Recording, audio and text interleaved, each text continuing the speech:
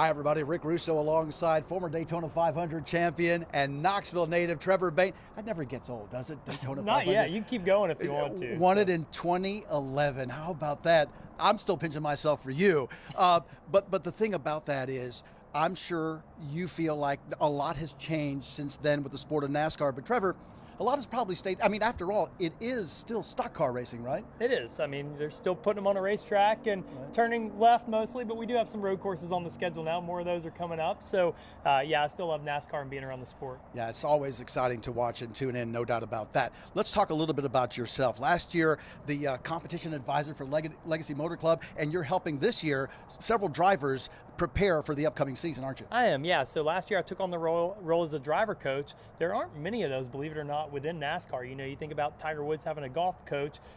The highest level of race car drivers really haven't had coaches for a long time. Is that really a new thing then? And so it's fairly new. One of my good friends, Josh Wise, started doing it a few years back, and now there's demand for it. So last year I went and coached for Jimmy Johnson and his two drivers at Legacy Motorclub.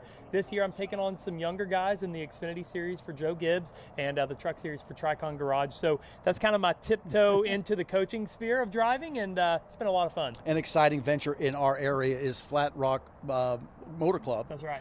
Tell us about that and your involvement with that. Yeah, so kind of the segue from coaching is now into the track side, and Flatrock Motorclub is local here to Knoxville. It's about 45 minutes from where we're sitting now. I was actually on the track until 1:30 today, so that tells you how close it is. I was able to get here in time. You weren't speeding to get here, were you? No, I slowed down after I got out of the race cars. Attaboy. But Flatrock Motorclub is an unbelievable facility for people that are local here, but also all over the world. We have members from California and Florida and New Jersey. I mean, from everywhere that are coming to this racetrack because it's world class. It's a road course. It's not an oval. I mentioned that with NASCAR earlier.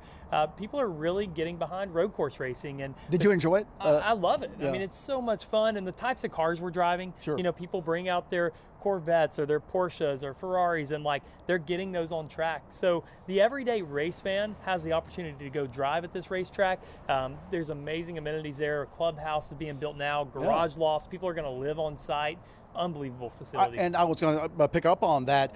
Not just racing, for folks out there who don't really know a whole lot about it, there's a lot to do, isn't there? There is, and we're in phase one. So phase one is the member motor club. That's where you buy a membership like a golf course, a country club, and now you can come get on track over 200 days a year, use the amenities, have real estate there.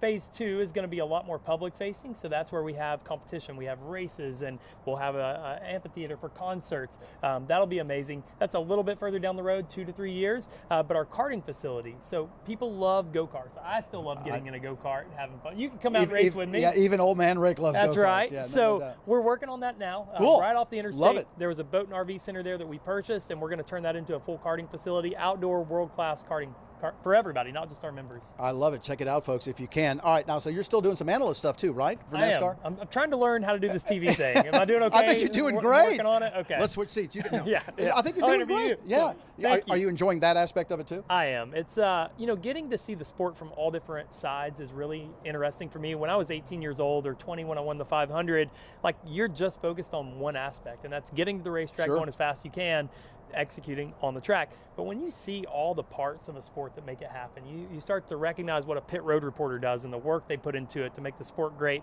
You know, people that are selling ads on TV broadcasts, down to now working on the track side and all that it takes to get EMS crews there and safety. And there's so many different parts of the sport, and that is why I'm excited about Flatrock, because now people that love motorsports locally, that want to work in it, there's going to be opportunities there for people not just to drive, but also to work in the sport, and I think it's great. A chance to do it right here in East Tennessee. Right. All right, before you go, I want to ask you to put your analyst hat on.